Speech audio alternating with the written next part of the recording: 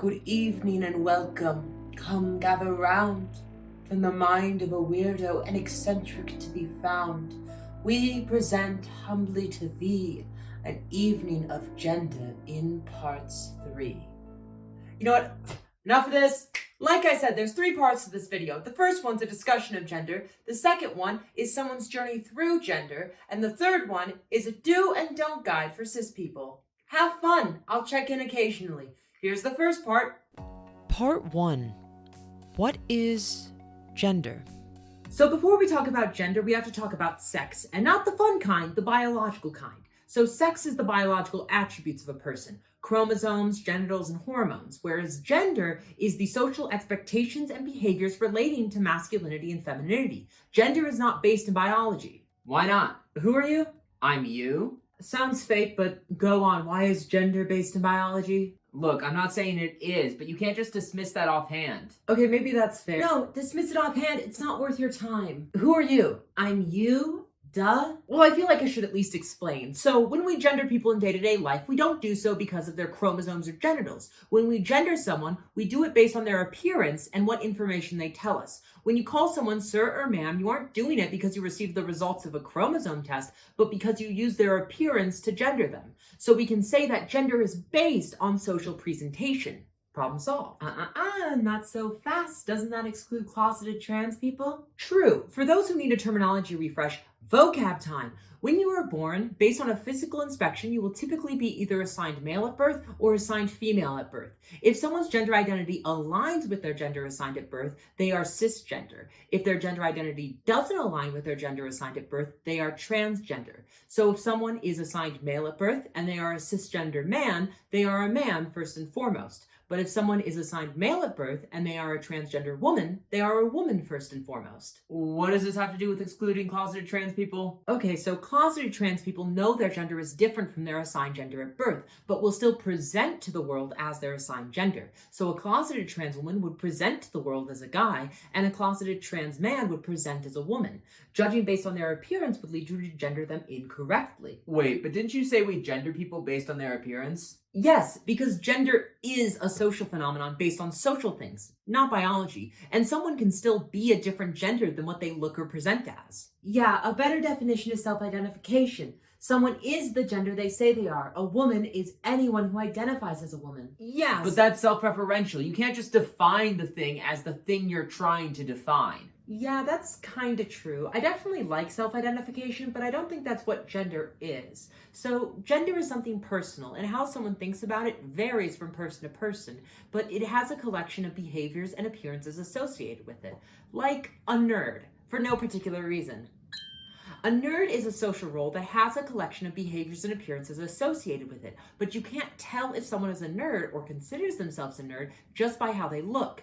As shorthand, a nerd is anyone who identifies as a nerd. It's up to the person to decide if they fit into this broad social role of a nerd or not at the end of the day. But if somebody looks like a nerd and is overall nerdy, why shouldn't I think they're a nerd? So just because somebody fits into the broad trends of a nerd doesn't mean they are one. There's this nerd culture they may not connect to. So even if they are nerdy or like certain aspects of it, there's no exact way to tell when somebody starts or stops being a nerd. So going by what they think is the only way that doesn't include or exclude people who don't want to be. Exactly. This is what I mean when I say presentation doesn't equal gender. Right. So for gender, your gender presentation, whether you look like a girl and present feminine, look like a guy and present masculine, or anywhere in between, is completely separate from gender. So you take a look at these broad social roles of man and woman, and based on how you feel about them or whether you feel a connection to them, you are the only one who gets to decide if you are a man, woman, neither, or some combination of them. It is a social construct after all. I mean... Okay, I hear people say that all the time. What does it even mean? Okay, so social construct is something that doesn't exist in objective reality.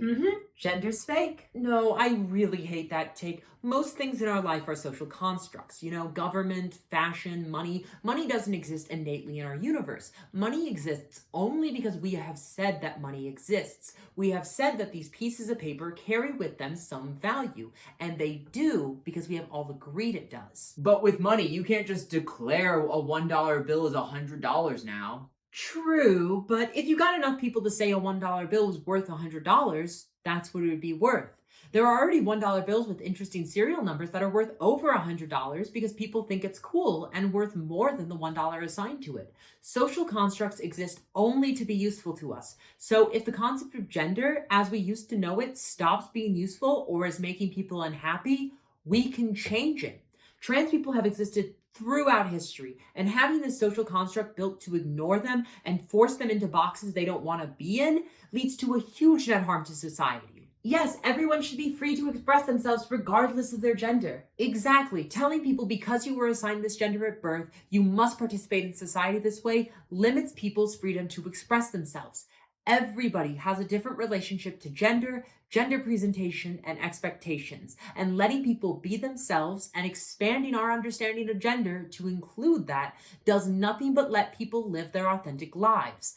Anybody of any gender can express themselves however they see fit. So, if it's all arbitrary, how would somebody even know they're trans? That's a complicated question with a lot of answers, but I once heard a trans woman describe it as kind of like a job, you know? So if you push someone into a job, they may be really good at it, they may be really bad, and many shades in between. And it's a fine job, but it may not be the right job for everyone. They may want to do something different, something more fulfilling, something they'll enjoy more. That's why people know they're trans. Okay, so they're happier in the new job. Please explain the analogy. Okay, so let's say you have somebody who was told they're a guy, but something feels off. They can't really put their finger on it, but it feels like they're at the wrong job. So they take a look around, try new things, and something clicks. Being a woman is what feels right because it's the right job for them. The feeling of being off and being at the wrong job was gender dysphoria, the discomfort someone feels when their gender identity doesn't align with their assigned gender at birth. Of course, gender dysphoria isn't even needed to be trans. Yeah, so in the same way that you don't need to hate your current job to know you'll be happier in a new job, you don't need to be uncomfortable in your assigned gender to know you'll be happier and more comfortable if you transition. The flip side of gender dysphoria is gender euphoria, which is kind of what it sounds like. Gender euphoria is the pure joy, the euphoria that comes from being closer to your right gender. So some people just feel happier as a different gender even if they didn't have dysphoria from their assigned gender? Exactly. It's like when you're riding a bike and you start going downhill. It gets easier and you can have more fun with it. Just because you weren't struggling and riding your bike uphill doesn't mean that you're not happier now that you're riding downhill. The tricky thing comes when you want to tell people you're riding downhill. Yeah, that could be tricky to do. Coming out can be difficult sometimes. Oh, definitely. I could not imagine coming out, especially after a video like this. Yeah, I'd hate to be that person, whoever they are. Wow, lots of turns flying left and right. A little dry. I don't need this candle anymore. A little dry, but hopefully the main course is a bit more delectable. I hear it's a real tearjerker, so make sure to bring some tissues. Anyway, we now present Part 2. My gender. I'm going to tell you my story. So, a lot of stories you hear about people's journey to understand their genders start when they're younger. Maybe they put on a dress and realize that they always wanted to be a girl, or they found out later in life, and suddenly there's all these signs that make sense. They explain the feeling of dysphoria they had all throughout life. But that's not me. When I was born, the doctor looked at me and said, "Yep, that's a baby boy." And I kind of just went along with it, you know? I was a pretty smart kid. I got to do a lot of cool stuff. I got to do dance. I got to do point, which is something most guys didn't get to do. I got to play with dolls, Power Rangers. I wasn't really limited in anything because I was assigned male at birth. I got to be me regardless of my assigned gender. I also never really hit puberty that hard, you know? I didn't grow noticeable facial hair until I was like 18, 19, and it would take weeks to grow out. And I didn't grow noticeable body hair for a while either. Although once I started getting noticeable chest hair and my happy trail, I wasn't like the biggest fan, but we'll put a pin in that for now. Fast forward to 2019. I started binge watching ContraPoints, who's a wonderful video essayist on YouTube, who's a trans woman. And although I learned a bit about trans people when I was younger, I started to learn and understand the trans experience at a deeper level because I was listening to the experiences and thoughts of trans people like Natalie from ContraPoints. And one night in fall 2019, I was driving and listening to her now privated video on gender dysphoria. And she was describing hair, body hair, like insect hair, not even real hair. And it resonated with me in a way I wasn't expecting, because that's how I felt about my chest hair. And in that moment I thought, am I trans? No, wait, no, I'm not, no, wait. And in that moment I bottled that shit up, because I was just getting into a relationship at the time, and trying to unpack that can of worms was not something I could even consider back then. But the relationship ended pretty quick after, and I was left alone with my thoughts and my gender. So I ordered a dress and some makeup, and I put it on, and I loved how I looked. I loved how I felt. And I started painting my nails every day. And that kind of continued until about July 2020. Then I started watching Philosophy Tube, another wonderful video essayist on YouTube who's a trans woman. A little familiar, but I watched a video of hers entitled Queer, where she came out as bisexual, and it kind of prompted a sexuality crisis in me, which is ongoing and we don't have time to get into, but suffice to say, questioning my sexuality prompted me to double down on questioning my gender.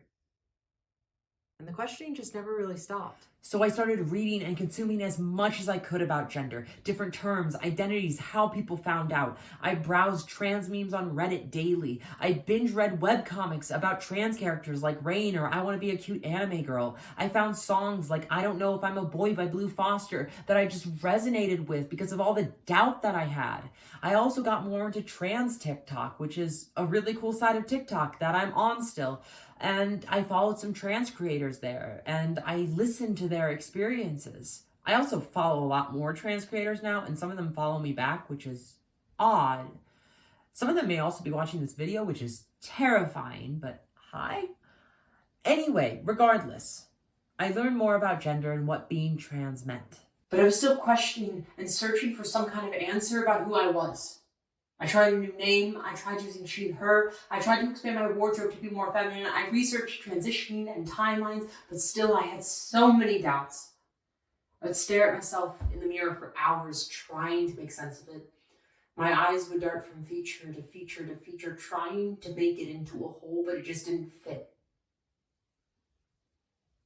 When I started questioning, I looked for signs in my childhood, as one does, and I don't think I had any, you know? I just existed as me, a genderless blob of consciousness vibing through life. It definitely bled into imposter syndrome. I mean, I liked using she, her, I liked being called a girl, and I loved presenting feminine, and I loved being called cute, so my experience was more centered on gender euphoria, the joy of being closer to your actual gender, but there was a disconnect. Sometimes I would wear something that should be gender affirming, like a cute dress, and I would feel uncomfortable. Whether that's because of internalized transphobia or the dress was drawing attention to features that I was dysphoric about, I don't really know. And unpacking those complicated feelings is hard. There were times when I felt certain, but then my mind would argue with itself over and over again, like I had to be sure beyond a shadow of a doubt what my identity was. But that's not how it works. I reminded myself of a wonderful article called The Null Hypothesis. It's a pun involving the word cis, and I love it, but more to the point, it's great at reframing the questions. You see, in society, cis is treated as the default, the null hypothesis. Without any evidence, you are assumed to be cis, and you must provide counterexamples that you aren't. But there is no null hypothesis. There are competing hypotheses. That you're trans, that you're cis, whatever you think you might be is a competing hypothesis. So you take a look at the data, you take a look at the evidence, and using your best judgment, you figure out which hypothesis best suits the data. You don't need to disprove one hypothesis to prove the other one. You don't need to disprove that you're cis in order to prove that you're trans. And I wish I could tell you the data fit neatly. I wish I could sit here and say beyond a shadow of a doubt that I know exactly what I am. But the real world's messy. I don't know if I'll ever know exactly what I am, and I'm starting to think that's the wrong question. What I am is unknowable. It's this unfathomable, introspective concept. But thinking about what I like, how I want to be referred to, how I want to think about myself, what makes me the happiest, those are the questions, those are the data points that I can answer. so I can sit and think. What makes me the most comfortable? And I've sat and thought a lot about this. And I think I'm finally confident enough and know enough to feel comfortable sharing it with all of you. So I am proud and incredibly happy to finally introduce myself. Hi, I'm Cole. My pronouns are she, her, and they, them. And I am non-binary trans femme. Ha! Did you think I was gonna say trans woman? Get dunked on! Woo! Okay, so non-binary trans femme. Let's break it down a bit. So trans femme refers to anyone who's assigned male at birth, whose gender is feminine in some way. This can refer to binary trans women or non-binary people whose gender is feminine. Non-binary refers to anyone who's not exclusively a man or exclusively a woman. It is a very large umbrella term that covers a wide range of experiences, and it's not just a third gender. If you run into somebody who is non-binary or even non-binary trans femme, their relationship with their gender and gendered terms is probably going to be very different from mine. Now that we have that out of the way, this is kind of my relationship with my gender. I'm basically a woman, but there's kind of a disconnect there. I'm kind of a woman out of convenience. You know, I like being womanly, I like being feminine, and I'm fine being called a woman, and I'm fine with any gender term you would use with a woman, but I'm not sure if I truly am one. I don't know if I feel like a woman. I just kind of feel like me, but I basically just call myself woman adjacent and call it a day. So yeah, that's me. I'm trans, I'm non-binary, I'm cute, and I'm really happy, and I hope you can be happy for me as well. That ends this segment. Wow, fascinating, so interesting. I do believe our festivities are coming to a close, but there is one last part in this odd little video. So if you have ever wondered what to do if a friend comes out as trans, well, look no further. This next part's for you. Part 3, a list of do's and don'ts. I mean, is anybody even listening to me? It's right there on the screen. Hi, welcome to our wonderful guide for cis people. I hear someone you know just came out as trans. That's crazy. Here's a list of do's and don'ts. First up, if someone you know comes out to you as trans, do reassure them that you care and support them. Thank them for trusting you enough to tell them. Coming out can be difficult, and hearing words of support is helpful. Don't say that you disagree. Being trans isn't a choice. There is nothing to disagree about. If someone comes out to you, but you don't remember any signs from when they were a kid, do remember that having signs is not needed to be trans. And also, you probably don't know all the thoughts they had at the time. Don't use it as proof they aren't trans. Signs don't matter. The only thing that matters is what they feel now. If you're wondering why they might still present as their assigned gender after they come out, do remember that transitioning is a slow process. Some trans people may not be comfortable presenting as their correct gender until they reach a certain point in their transition, or they may not be out to everyone in their life, or putting in the effort to present the way they want to is difficult, so they don't. Don't use it as proof they aren't trans. Trans people can dress however they want. Trans men can wear dresses, they are still men. Trans women can wear suits, they are still women. And non-binary people can wear whatever they want. They are still non-binary. If they come out again, or change their name or pronouns in the future, do support them and accept them again. Figuring yourself out takes time, and there are often many steps along the way. Don't use it as proof they aren't trans. Whatever label they came out with before was the one that made them the happiest and made the most sense. Just because they didn't get it entirely right doesn't mean they don't know anything about themselves. If you mess up, say the wrong thing, or misgender them, do correct yourself when you mess up. Mistakes can happen, and acknowledging it and correcting it can go a long ways. Example, I was talking to him. Her, actually. Thanks, I was talking to her. Other example, have a good day, sir. It's ma'am. Sorry, have a good day, ma'am. Don't get defensive and say it's hard. It's not the trans person's fault you messed up. That's on you. And don't overly apologize. A quick thanks or sorry is all that's needed. If you're having trouble switching to their new name and pronouns, do practice. Imagine them as the gender they say they are. Say their name and pronouns in sentences when they're not around. Read and learn about queer history and theory. Don't say it's hard and then not correct yourself. The ukulele would be upset. If you're talking about a trans person in the past, do use their current name and pronouns unless otherwise stated. In the same way that someone who realizes they were gay was always gay, even if they dated someone of the opposite gender, someone who is trans was always trans, even if they presented as their assigned gender at birth. Don't use their dead name or misgender them just because it was in the past. It's just an excuse to misgender them. If you're unsure what's okay to ask your newly out trans friend, do ask them if the topic is too much. They're people, so talk to them about their boundaries and what they're comfortable talking with you about. Don't ask them without checking first. If you're curious about their transition timeline or what they plan to do be cautious. Transition is composed of many smaller and separate journeys, and there is no one universal transition experience. No one needs to physically transition in order to be trans, and what a person chooses to do is between them and the people they choose to tell. Don't ask them if you aren't sure. Your curiosity is not more important than a trans person's comfort, and knowing if they're going to have the surgery is not an icebreaker. And while some trans people may be happy to walk you through their journey, you need to ask if they're comfortable to do it.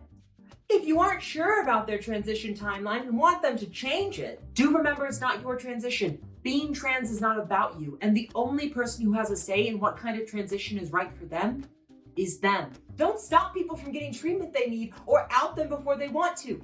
Their timeline is their decision, not yours. If you're feeling overwhelmed and want to be educated about this, do stay calm. The internet has plenty of resources, so listen to trans voices and don't try to argue. And if you need to, you can always go to therapy to process it on your own. Don't use a trans person as your personal full-time educator without asking. While some trans people are willing to help, it is not their responsibility to educate you or help you process it. If you're feeling sad because you feel like you lost a son or a daughter or a brother or a sister, do realize they are still the person you love. In the same way that everybody changes throughout life, I'm sure you were a very different person than you were 5 years ago. Don't mourn them in front of them. It's incredibly frustrating for many trans people to have a past version of themselves that was forced on them by society and that they don't like being put up on a pedestal in full view of them. If you don't want to use they, them pronouns because you don't think they, them is right for one person, do call people what they want to be called. If it makes them happier, that should be reason enough. Don't make that argument. It's wrong. The singular they has been around in the English language for longer than the singular you. And also, if you know people don't like to be called certain pronouns and you call them that anyway because it's not right grammar to use their correct ones, congratulations. You're causing someone discomfort with your actions and being a dick. And finally, if you aren't sure how to treat a trans person, do treat them like a person, because that's what we are. We are people, not an other in society or an evil ideology. We are people who are trying to live our life the best way we can, and that is not as our assigned gender. So if you want to misgender us, refuse to acknowledge our gender, all you're doing is knowingly making people's days worse. And respecting us and our names and our pronouns costs you nothing and does nothing but make people's day better. So in summary, don't be a dick. Well, that's it. Thank you for tuning in, and I hope you enjoyed the video and learned a thing or two. I'm off to explore this new wonder gender I have. Not that this is just a candle. This isn't my gender. This is just a candle. I feel like the metaphor's gone on a bit too far. Anyway, bye. So that was my coming out video.